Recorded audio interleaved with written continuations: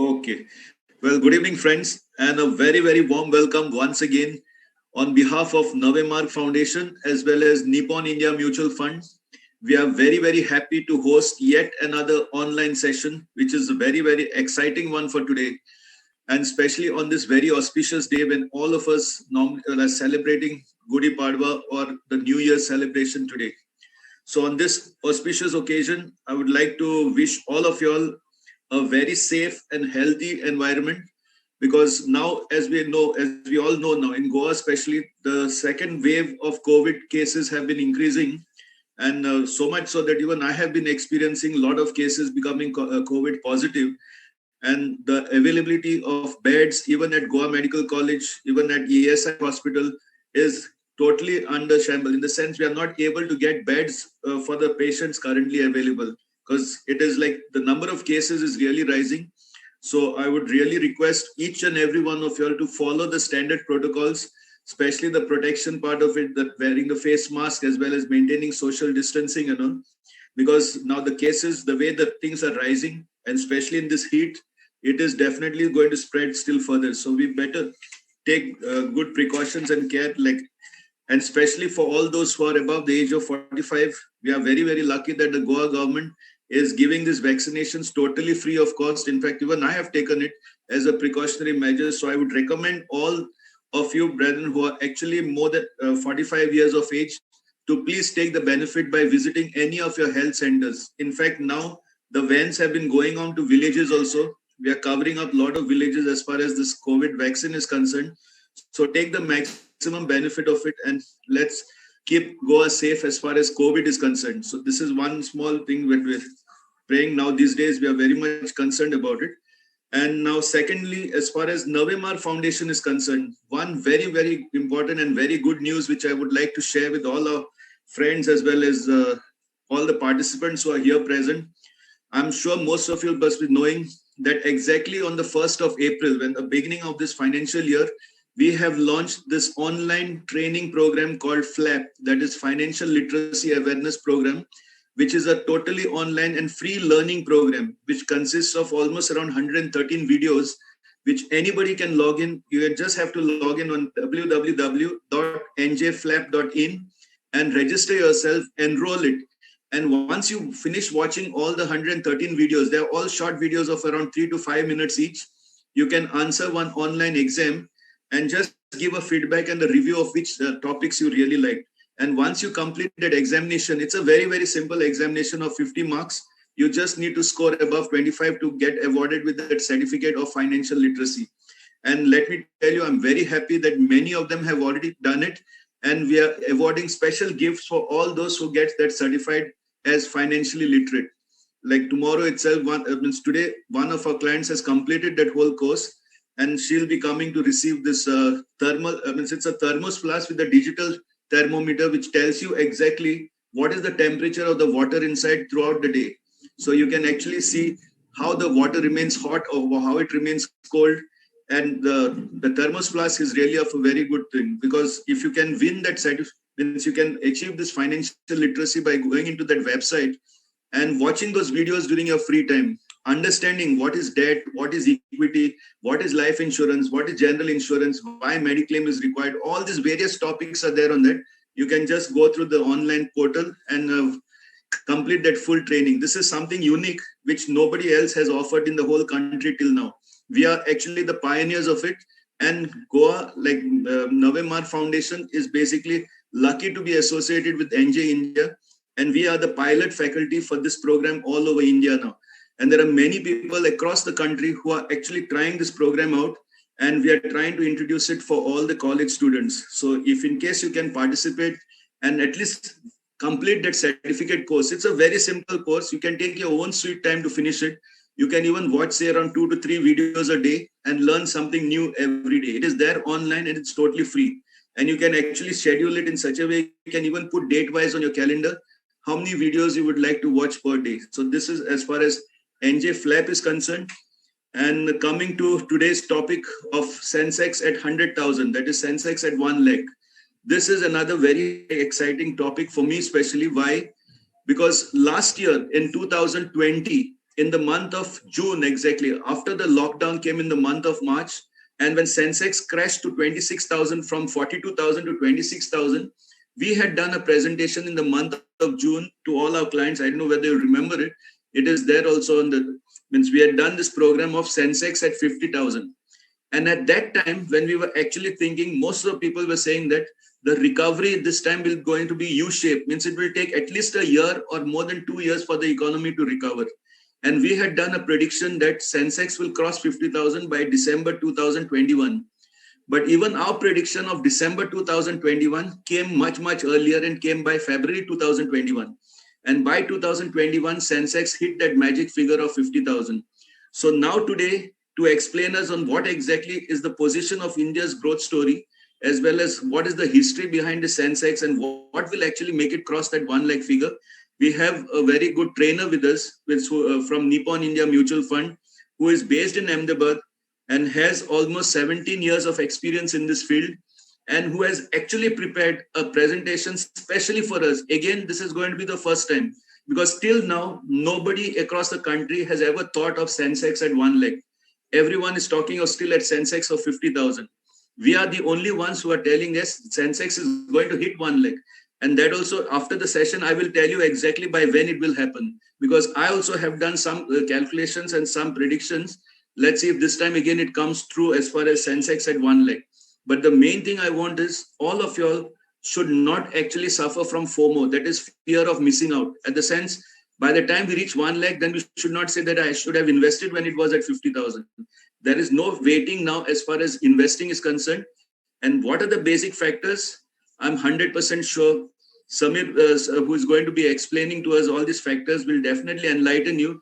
And I'm 100% sure you will definitely get, I should say, convinced that saving in the bank and investing in mutual funds through equities, there is a huge difference. And that is what we are going to explain today. But just to get it started in the lighter notes, just to see how much of you all are involved, I would like to just put up one quiz question. Very, very simple question. You just need to type the answer on the chat box. Whoever answers correctly first definitely will get a prize, but you have to put it only on the chat box. And then after the answer, you can even put your name if in case your name is not featuring, because some names are not there because they are in the names of the mobile, like Galaxy. Names whose are there, we can make it clearly, but some are there whose names are written as Vivo 1820. So these have to put their names if you want to actually get win the prizes, and the prizes will be hand delivered to you at the respective offices wherever you're enrolled with. So let me start with a simple question. The first one is, when was Sensex established? A very, very simple question. In which year was Sensex launched? You can put it on your chat box. Whoever is the first. Okay, Tanya has already put the correct answer, but Sahil has come first. So Sahil Narvikar, it was a very minute time this. The answer is correct. It is 1979.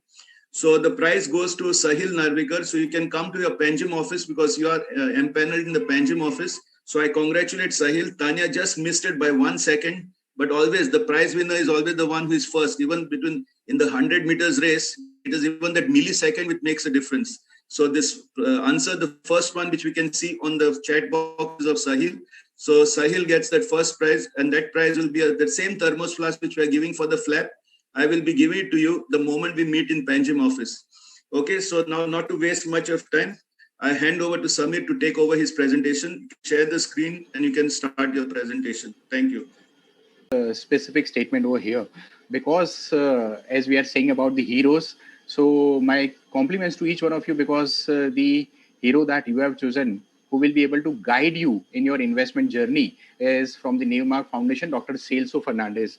And the way, sir was narrating the kind of scene and setting the context and, talking about the kind of things which are going around, I was like, okay, sir, he bolte rahe.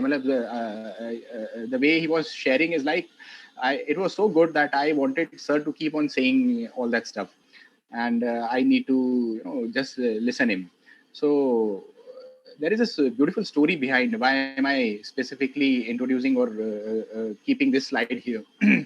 So you very well know that Mahabharata story. So in that Mahabharata story, the guide was there. So there were two guides, and from both the sides. So one guide was there from the Kauravas side, and the another was from the Pandavas side.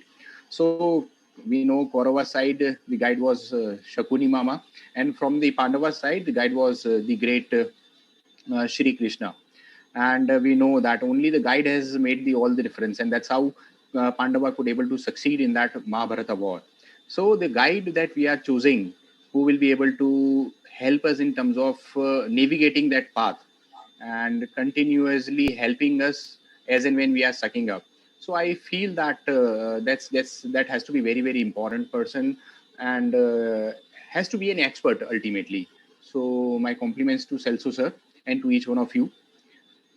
So how do we begin with? So we very well know that as and when we want to begin, there has to be some specific things has to be there. So sir has already said about today's subject line, which is saying that Sensex at 1 lakh. So any which ways we'll be reaching to Sensex, but before talking about the Sensex stories and all that, let me share a beautiful small story with each one of you, and after that story we also will talk about Sensex, because that's the main story of today's session. So, my dear friends, you are able to see a slide, and this slide is having two photos of two different persons. So, on the left hand side, there is a photo of a lady whose name is Grace Groner, and on the right hand side, one gentleman is there whose name is Richard Fuskan. So, neither of them know each other, but whose paths crossed in the interesting way. So, this story is about these two people. So Grace Groner was an orphan at the age of 12. She never married. She never had kids. She never drove a car. She lived mostly of a life alone in one bedroom house and worked her entire career as a secretary. She was by all accounts a lovely lady, but she lived a very, very humble life that made the $7 million she left to charity after her death in 2010 at the age of 100. So, my dear friends, some of you must be thinking that what's so big deal in that? But the big deal is it's not that she could able to die at the age of 100, right? She could able to live this much longer, but simultaneously she could able to leave that $7 million of assets after her death. So, what was more confusing? People who knew her asked, where does where did Grace get all this money? So, but there was no secret. There was no inheritance. Grace took humble savings from a meager salary and enjoyed 80 years of hands of compounding in the stock market. My dear friends, I would like to repeat this. So, Grace took humble savings from a meager salary and enjoyed 80 years of hands of compounding in the stock market. That was it. Weeks after Grace died, an unrelated investing story hit the news. So that was story of the Richard. So Richard Fuskan, as I already had said, that his photo is on the right hand side. So Richard Fuskan, a former vice chairman of Merrill Lynch's Latin America division, declared personal bankruptcy, fighting off foreclosure on two houses, one of which was nearly around 20,000 square feet, and had somewhere around 66,000 a month mortgage. So $66,000 a month mortgage. So we can understand the kind of liability that he was carrying that time. So Fuscon was the completely opposite of the Grace Groner, educated at Harvard and University of Chicago. He became so successful in the investment industry that he retired in his 40s, and he thought that let me pursue my dream of some personal and charitable interest. But heavy borrowing and illiquid investments did him in. The same year, Grace Groner left a veritable fortune to charity. Richard stood before a bankruptcy judge and declared that I have been devastated by the financial crisis. So the only source of liquidity is whatever my wife is able to sell in terms of her personal furnishings. So guys, that was a story. So the purpose of the story is not to tell you that you should be like Grace Groner and avoid being like Richard. It's to point out that there is no other field where these stories are even possible. In what other field does someone with no education, no relevant experience, no resources, and no connections vastly outperform someone with the best education, the most relevant experiences, the best resources, and the best connections? There will never be a story of a Grace Groner performing heart surgery better than a Harvard trained cardiologist, or building a faster chip than Apple's engineer. So that's unthinkable. But the stories happen in investing. That's because investing is not the study of finance. Then now you would ask me that what's investing all about? So let me take you some important insights from this. So this is a pyramid which is known as the psychology of money, which was prepared by Morgan Housel. So this is very interesting pyramid, and the the landing of that particular story of Grace Groner and Richard will lead us to this particular pyramid. So basis this pyramid's understanding, it says that if a person from any part of the world wishes to acquire some good wealth for himself or for his family, then he has to acquire these five particular elements in his own philosophy, or acquire the knowledge of this particular five elements. So, which are these five elements? If you can see on the slide, so that starts from, or base starts from, the first is investors' behavior. Then the second is asset allocation. The third is fees and transaction cost. The fourth one is securities selection. And fifth one is taxes. So if you actually compare the Gray story and the Richard story with this pyramid, then you would be able to analyze that that there was the major difference in both the stories. So and Richard's story was the completely contradictory to the Gray story. So, my dear friends, what was the missing part in the Richard story? And that is how we can say that the only part which was missing in the Richard story is the investor's behavior. He was an expert. He graduated from Harvard and Chicago University, and he was a very successful person in his own career. So, the only element which because of which he could not able to get the success for himself, or could not able to get the kind of wealth, not only for himself or even what he thought for the society, he couldn't able to get anything. So the only thing that has made him not to achieve the entire wealth, and the only difference which he could, which was there in his own psychology or own philosophy, is that investors behavior. So my dear friends, from the story we already know that is the investment is not the study of finance, it is the study of how people behave with the money. And behavior is hard to teach, even to really smart people. You can't sum up behavior with formulas to memorize or spreadsheets for models to follow.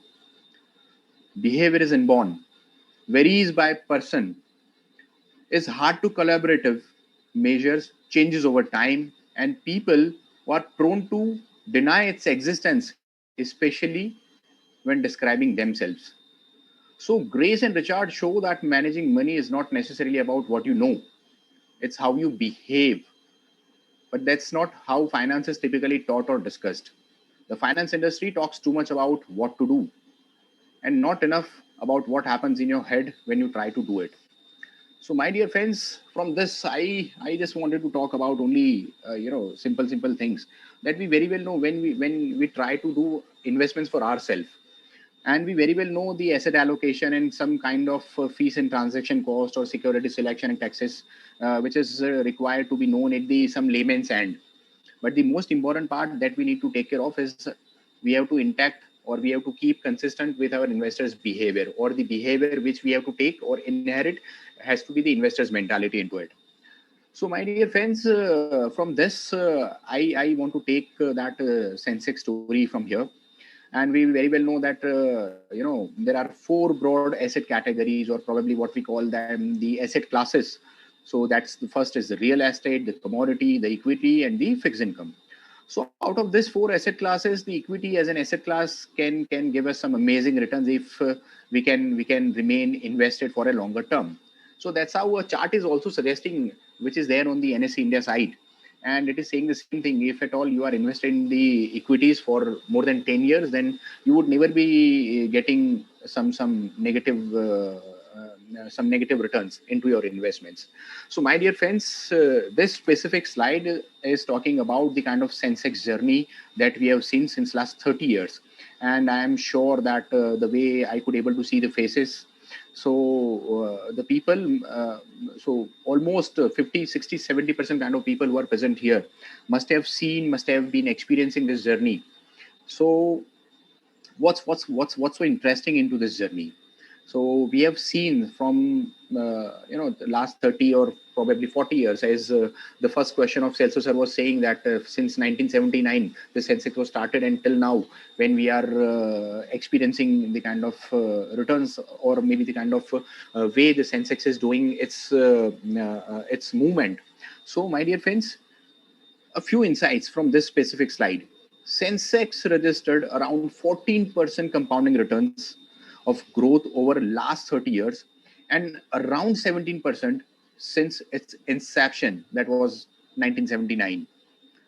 Every 10 years, Sensex grows threefold. In last 20 years, it has climbed tenfold. My dear friends, I need to repeat that. In last 20 years, it has climbed tenfold. Sensex, which first hit 1,000 in 1990, took almost 3 decades in touching this 50,000 mark. So some of you must be thinking that Celso sir has created today's topic, or maybe today's presentation topic of this is like Sensex is 1 lakh. So how come that is going to be possible? So we will talk about it, right? So, my dear friends, this is the kind of Sensex that we have seen, and there are so many things that have happened in the history since last this 30, 40 years, and few important historical events that we have seen, we experienced, are there on the slide itself, which are suggesting that this were some important events, and only those events were not only important event, but apart from that, so many other events also happened simultaneously, and we all have experienced that. So if you actually see that, so how Sensex has taken that, that benchmarking from 1000 to 2000, from 1000, so how Sensex could able to rise from 1000 to 50,000. So that's a beautiful narration in this slide that you could be able to see. How you will be able to read that slide, so let me help you out with. So on 25th of July 1990, the Sensex could able to touch 1000 mark. So that milestone of 1000 was touched in on the date of 25th of July 1990. After that 1000, so Sensex reached to 2000 mark in the 3rd of January 1992. So there are, if you compare 1000 of Sensex achievement of 1000 values in the Sensex, then that could able to lead us to the date which is just we had passed through it, that was 21st of January 2021, wherein that day we had experienced, we had seen the Sensex touching at 50,000. And if you see the right hand side, there is also extreme right hand side column on the maroon color, which is also saying that how many sessions the benchmark or the milestone could able to achieve from 1000 to 2000, or from X to Y point. So this many sessions were there. So from that point, we will be able to make out that, now what's next. And sir has already suggested that we already have seen the 50,000 mark. After that, 51,000 and 52,000 is something which we already have witnessed. But now what next? So sir has already suggested. So my dear friends, Sensex at 1 lakh. So I am not seeing, and anyone among us is not going to say that it would not touch. But the most important point which has to be there, and when will it touch at 1 lakh mark? So that's very important. So if I have to take you through the kind of the doubling of the Sensex, that how much time it could able to take from the end of the Sensex, that it got double. So from 1000 to 2000, it took around 1.5 years, from the date 25th of July 1990, and 2000 mark was achieved on the date of 15th of January 1992. From 2000 to 4000, it was the fastest doubling that you can say, because in just a span of 2.5 months, only the Sensex could able to touch to 2000 to 4000, from 2000 to 4000. Again, 5000 to 10,000, we can say it's very historical point.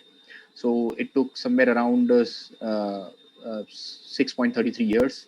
From 10,000 to 20,000, 1.84 years. 15,000 to 30,000, 7.67 years. 20,000 to 40,000, it is the longest tenure which we can see. So from 2000 to 4000, it was the fastest doubling which happened. Then in that term, or in that terminology, we can say it was the slowest time ever when the Sensex could able to double itself. So 20,000 to 40,000, almost 11.45 years. Now 25,000 to 50,000, it took somewhere around 7 years, 6.69 precisely. And now the last thing, that Celso sir's favorite, that is 1 lakh. And he already had, I must admire Celso sir's visionary thoughts, or maybe the insights that he has shared, that nobody is thinking about Sensex to reach at 1 lakh point. And at this point of time, Celso sir is taking and coming up with this idea that if the Sensex is doubling in some years, whatever number that he is going to declare at the end of the presentation. So this 1 lakh Sensex, how we are going to take the benefit out of it. So that's very important, and we are very much sure, we everyone are very much sure that absolutely this Sensex is going to be double from this point. 50,000 to 1 lakh, it would definitely be achieving. But when it would be achieving, that is making the difference. So there are a few important pointers, or maybe a few important reasons, or a few important triggers which I could say, which definitely can taking us from here, and from this near future to going forward time, which would definitely be taking this 50,000 Sensex to 1 lakh Sensex. So let's just hear what those points will be. So as it is rightly reflecting on the slide, and that says the vaccine deployment.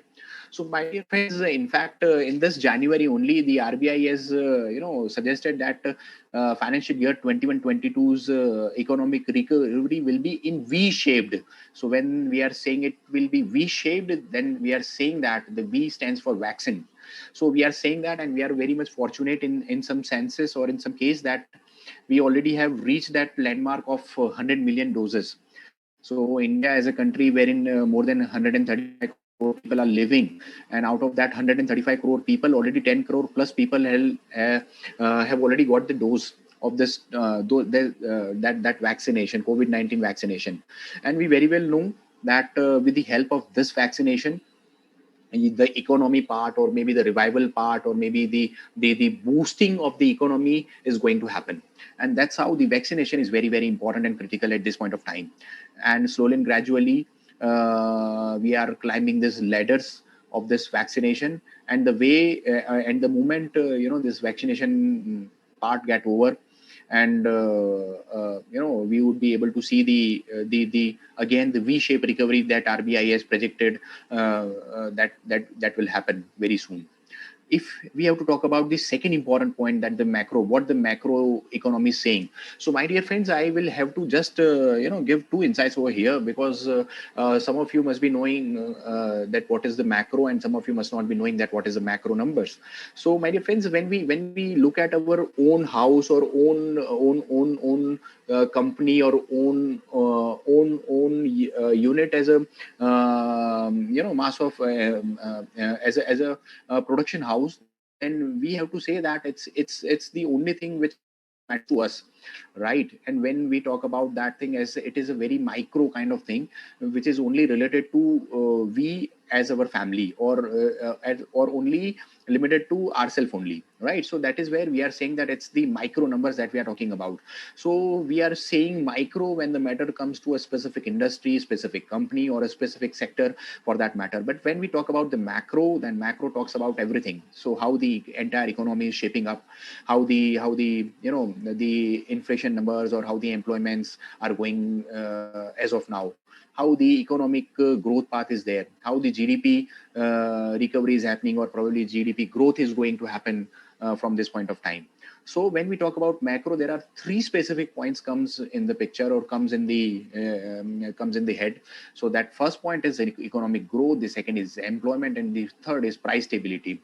So we are very fortunate when I'm saying this. When the matter comes to price stability, we had seen in the past, in the month of November, when the inflation was somewhere around 7.59. It was the highest mark. When we talk about the CPI inflation, it could able to touch, and from that it could reach by somewhere around 4.04 in the month of January. And now when the March data is coming up, so we are seeing the inflation is going lesser than what we have seen in the month of December or November.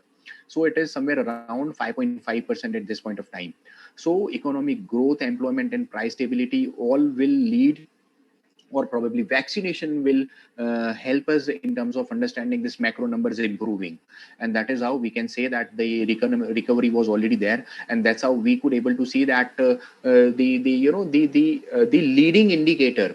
So when we talk about the macro economy, there are certain indicators which are saying us, which are propelling us that how the economy is shaping up. So when we say that some are the leading indicators, and market is considered as the leading indicators to understand the economy. And when we are seeing the kind of Sensex moving up, right? So that is how we can say that we are improving gradually. And the way we had seen the super duper V-shaped recovery in the 2020, then we can predict that how we are going to recover, or how we are going to move upwards in the kind of ladder when the matter comes to economic growth. So my dear friends, the third important thing which comes here is the liquidity. So liquidity is very, very important, because when we want to understand the economy, then we also have to see what is there in our pocket. And we only will be able to spend by looking at our pocket, that yes, it is there is some money inside our pocket, inside our wallet, and that's how that money is going to be utilized for doing some expenses that we want to do. So if we talk about the liquidity, which is going to be triggering this Sensex from this point to that point, so liquidity is enough there. So availability of all time cheapest loans is there. In fact, if I have to talk about my own self, then I just had completed one home loan, which was there with me since last 9 years. So that was a kind of current scenario that we can see, and I am again ready to buy the another loan, just because of one of my important need is there. So availability of all time cheapest loans is there, which is saying that there is an ample liquidity which is there.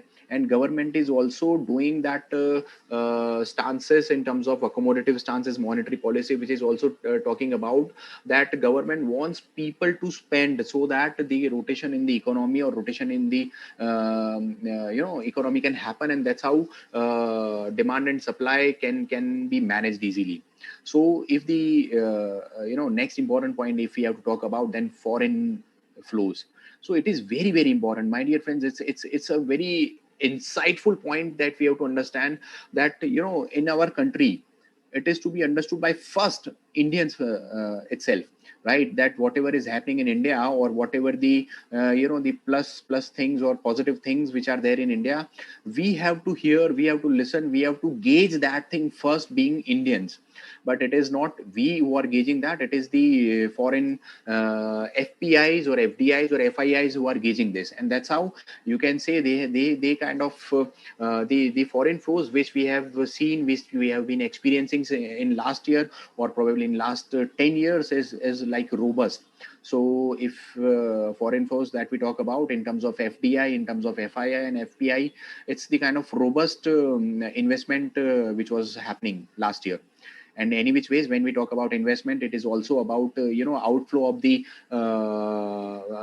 foreign money is also happening there, because we know that that is how the cycle works. So if they have to book the profit, they also will take out some money, and again they will be reinvesting that money. So FDI has invested huge money over here last year, that we have seen.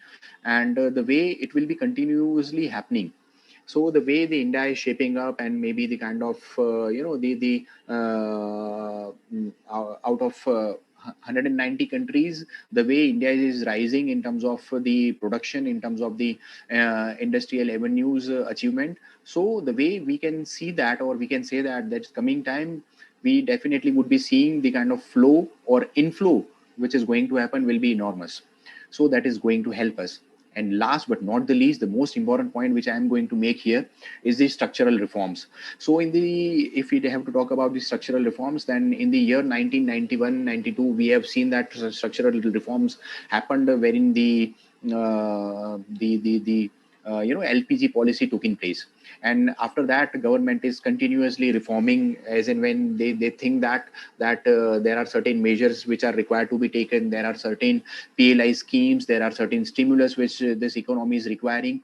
They are continuously doing that. So apart from the parallel reforms, there are certain amendments, or there are certain changes in the monetary policies, in the fiscal policies, and side by side there are structural reforms which are also required. And I am sure that the government is also keen in terms of implementing those reforms as well. So my dear friends, the most important part, that after, with the help of after looking at this particular 5 points, we can say that definitely the Sensex can reach from this point to the point that we are looking at in future. But the most important thing that we have to look over here, and because some of you or some of us must be looking inside us, that is it really possible? So what made Sensex to reach 50,000 in more than 30 years? And this gentleman is saying that it would reach in next couple of years. So it may be 5, it may be 6, it may be 4. So how is that going to be possible? So my dear friends, let me share some important points over here. So we have already seen that till now, since last 30 years or 40 years, it was the very, very lesser awareness or low awareness about the equities. So equity or investment into equity was considered as the kind of gambling or speculation or short time investment kind of stuff. So that was the scenario which already had gone. The dominant share of traditional asset classes which were there.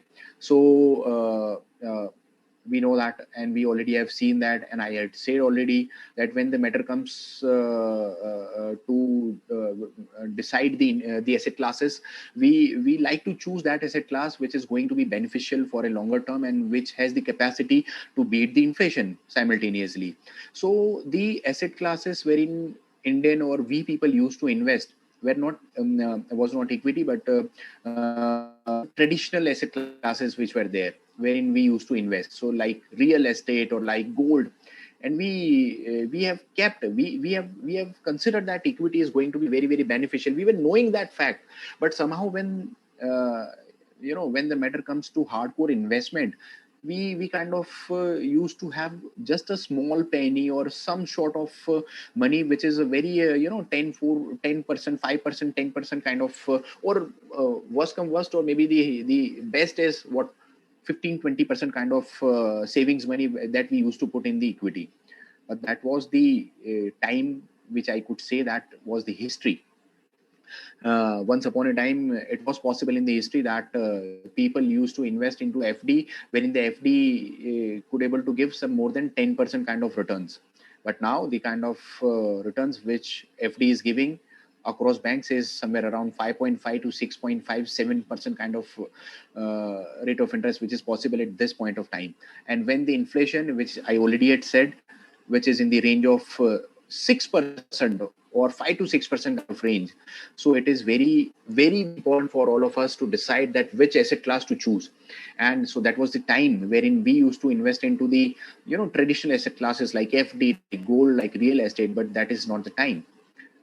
That is what we are expecting in future. And now the last point which I am going to make here is absence of robust technology which was there in the past. But now if we are looking at India at this point of time, then we are not saying this, or we cannot say this, that absence of robust technology which will be there. And we are technologically also, we are trying to advance ourselves, and the way we are rising will definitely be taking us to the next. So this three important points which were there, which we had seen in the history. And because of these three important points, my question was there, that because of these three pointers, or these 3 points, or these three reasons, it took more than 30 years for the Sensex to reach 50,000 mark. But my dear friends, it will not happen, or I should say that more 30 years are not required from this point of time. And for that, I'm going to invite Celso sir at this point of time. So, last but not the least, my closing remarks for every one of you is invest, but not because of the FOMO, which Celso sir was mentioning, fear of missing out, not because of Tina. So there is no other alternative which I have or I should be investing into. But please invest because you have faith and trust where you are investing in. So that's it from my side. Thank you so much, each one of you. And now let me hand over this presentation to our beloved Celso sir from this point. So, sir, over to you. Thank you so much. Thank you, Samir. It was a real eye-opening presentation, especially the points which you raised on what are the macroeconomic factors that is really going to be changing India's economy. But just to add up another two very, very important points, which actually I feel from my side, the conviction is basically what is going to drive the Sensex to 1 lakh, I feel, is because of the GST collection, which has started coming. The government last month itself collected 1,20,000 crores of GST. And this 1,20,000 crores is totally white and transparent. And this money is going back to the states for development. Like Goa, being such a small state, got almost 22,000 crores as its share of wallet for the GST collection. So you can imagine the amount that the government is going to spend on infrastructure as well as all the basic necessities like power, then say, for example, irrigation, agriculture, and all these things. Definitely with the government spending so much, plus the foreign inflow increasing, like when you showed that slide, that last year, the total, exactly what's made Sensex actually recover so fast was basically the inflow from the foreign institutional investors. The figure which you quoted in the month of July to September, that is of $28.1 billion, that itself increased the Sensex to such a big height. And today, with India becoming the soft corner as compared to China, these inflows are definitely going to increase. And one more point which I felt that you missed out as such was regarding this Atmanirbhar, wherein the Prime Minister as well as the Indian government has decided that any company, any foreign institution which wants to actually sell their products in India should establish their industry in India and provide job employment for Indians. So this is a very strong point which our Prime Minister has been forcing on all the companies, and that is how the Indian economy is picking up. And one more point which I feel is very, very interesting is the interest rates on home loans reducing. So home loans now reducing to almost 6.7% as of now, and coming down to say by 6% by next year. By next year, I feel it should touch down to 6%. If the home loans come to 6%, automatically the fixed deposit rates will come down to 4%, because always there is a 2% margin for the banks to earn some difference. So if imagine if the fixed deposit rate comes down to 4% and your home loans is at 6%, definitely I'm 100% sure the inflow into equity markets will be much higher. And as you can see, the SIP book size also of the Indian mutual fund industries has almost doubled in the last 1 year. The amount of increase in the SIP inflows has really increased because of the awareness which the MFI, as far as the mutual fund Sahi Hai campaign, is going on. So definitely the inflows have started increasing, and that will definitely boost our economy. So from my side, my prediction is in the next 4 years, we should be able to see Sensex actually crossing 1 lakh figure from my side. This is my prediction. It is nothing, you don't have to take it as a blind truth. But last year when we did it, it came true, and it came much earlier. So I don't know whether this time also it might come earlier than that, but this is just a prediction. And I want to actually tell all our clients as well as all our participants today that don't miss out on this opportunity and be proud to be an Indian. Because instead of foreigners investing into India, I feel Indians can themselves take care of it. Because if you see the daily market readings now, the DIIs, that is the domestic institutional investors, are pumping in now more money than the FIIs. Previously, it used to be FIIs who were totally dominating over India. Now, at least the DIIs, that is the domestic institutional investors, who are also putting in a lot of money. And who are these domestic institutional investors? Are basically the mutual funds and the big fund houses. So this is the inflow that is coming through now, what we have noticed. So we would like to see that on this auspicious occasion of Gudi Padwa, when you start like a new year, I feel that with this motivation and with the ideas that you have shared, especially Samir, the way you have shared those 5 pointers on that liquidity as well as the ease of operations which have come in, definitely we should take little bit more interest as far as investing is concerned. And as our tagline goes, which we have made it as our tagline right from the beginning at Navemar Foundation, let's make our money work for us instead of we working for money. So that is how we have to make it work.